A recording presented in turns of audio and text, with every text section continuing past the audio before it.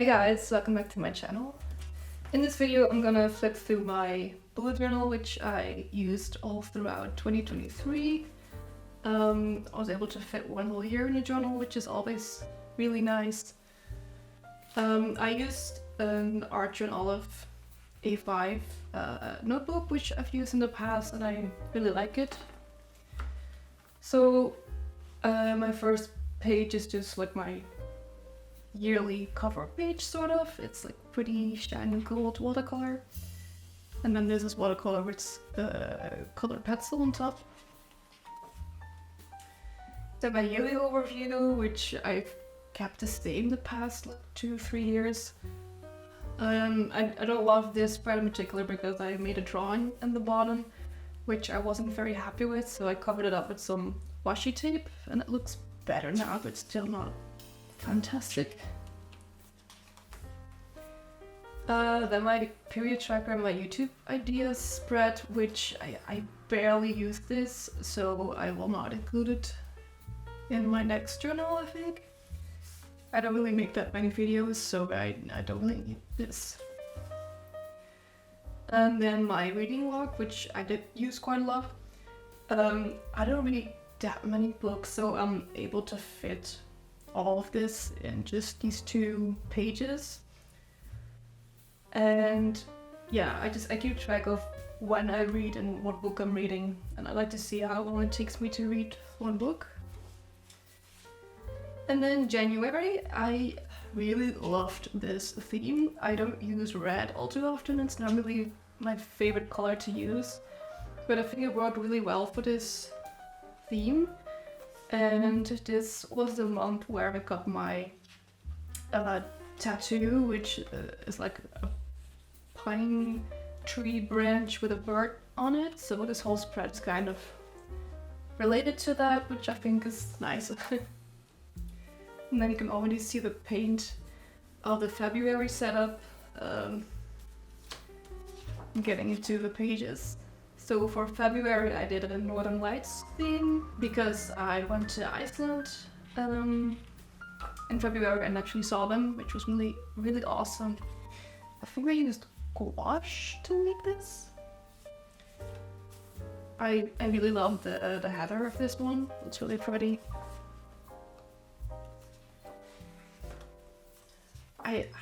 As much as I love this theme, I really don't like the weekly spreads all too much. I mean, this one is alright, and for the week that I went to Iceland I did more of like a diary layout, which is actually kind of nice. And then it's already March, and I had just no inspiration whatsoever. I feel like I never really do for March. It's such a blah month for me. So I based my theme on, I think it was Amanda Ridgely who did it for February spread, like a white academia, go cat sort of theme. I do like it, but it's really not what I usually do. I wanted to do a gratitude list and I did not do it at all. I did the first few days and then I just gave up.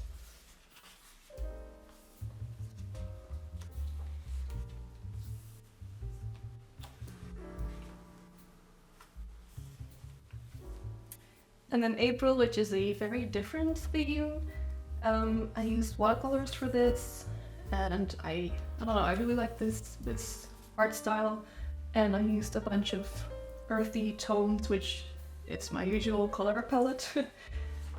And this is one of my favorite monthly calendars. It just looks so nice. I'm so happy with the colors, and I love the smoke from the pot, and oh, it just makes me really happy seeing this.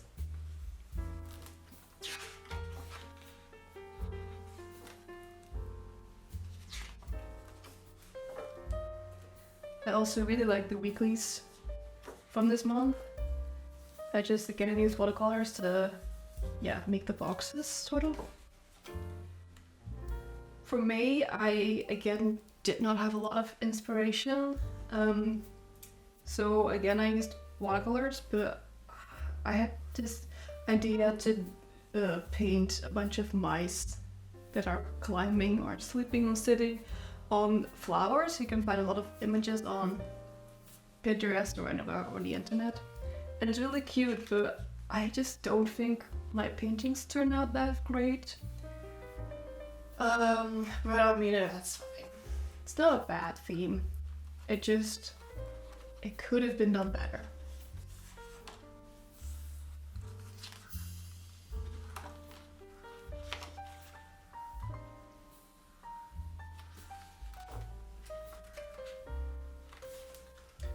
For June, I did an orange theme. I don't know, I had this idea to make a nice contrast between the blue and the orange, but I don't love how this theme turned out. I do like the cover page a lot, but like that's about it. I don't like this at all. Or this. This one's alright. I think this is cute. I don't know, it's probably my least favorite spread or least favorite theme from this year, but I still don't hate it. You know, it's fine. And I do like this page actually. In July, me and my boyfriend went to Italy and then to Norway. So we were away for a whole month in our van, which was really, really nice. So this whole theme is inspired by this. Unfortunately, the van broke down on the way back home, so we no longer have it. But you know, it's nice looking back at the paintings. Yeah, so this is more of like a Norwegian landscape, and this is more of an Italian landscape.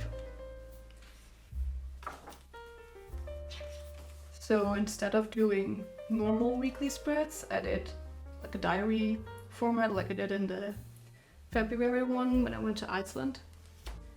And it's really nice because I can just read what I did that day on vacation, because I have a bad memory, so I just forget, so it's nice reading it back.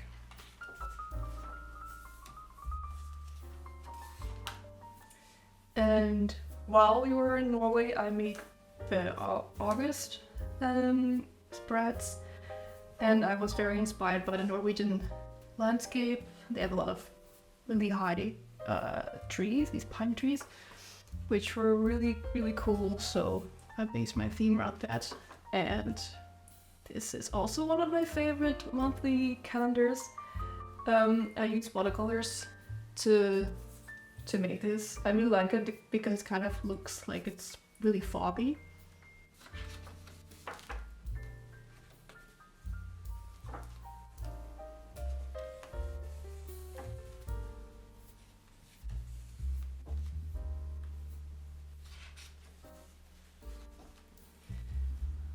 And then September was the time I went back to school. I had a gap year before this, so it felt kind of strange going back to school again. And I'm still doing my master's in scientific illustration, so this theme is kind of inspired by this a little bit. So I drew this mauve, I forgot what it's called. And then I used this as like a color palette.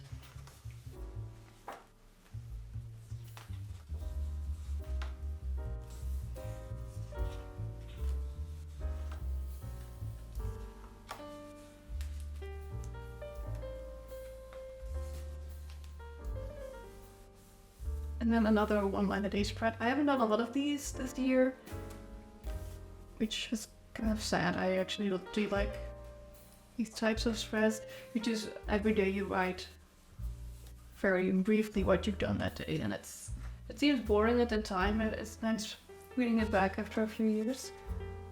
And then October, it's very different. It's a more doodly kind of theme. It's very cute. I really like it. I guess because I do a lot of realistic drawings for school, I wanted to have a bit more fun with my art and my bullet journal. And I love these doodles here.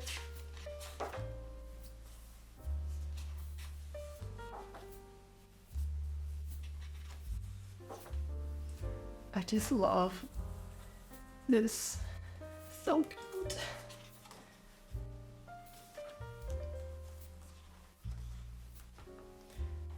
For November I did a coffee theme, which is kind of a basic theme. I'm sure everybody has done a coffee theme, but I had never done one yet, and I was like, oh sure, I'll do it. I think November is a very fitting month for this theme, and it was very fun making this a spread.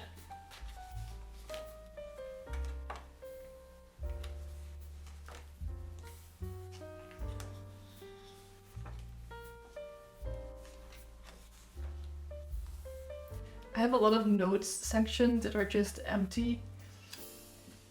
I usually do a notes section when I have an empty page to fill, but I don't really use it that often, which is a bit unfortunate.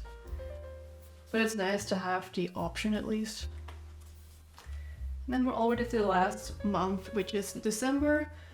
Yeah, you might see that there's a weird line in here.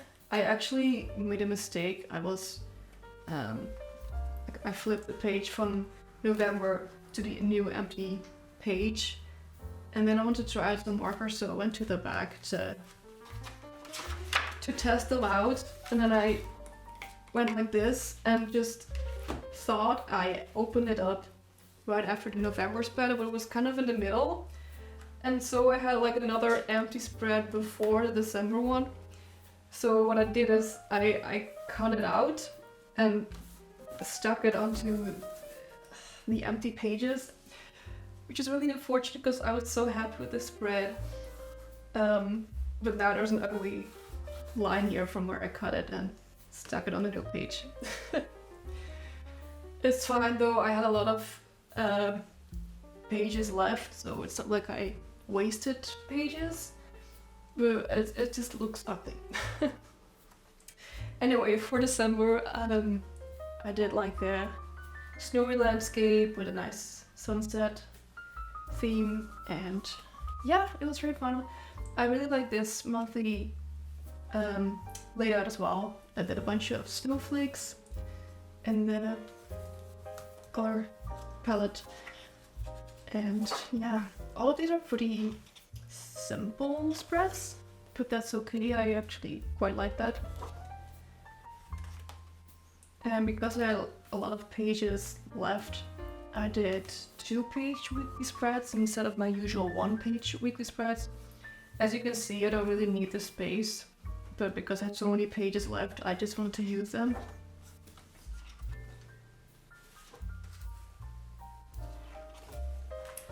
And that is it. There's one empty page, and then a grid space cheat sheet sort of thing, and then where chest pen markers.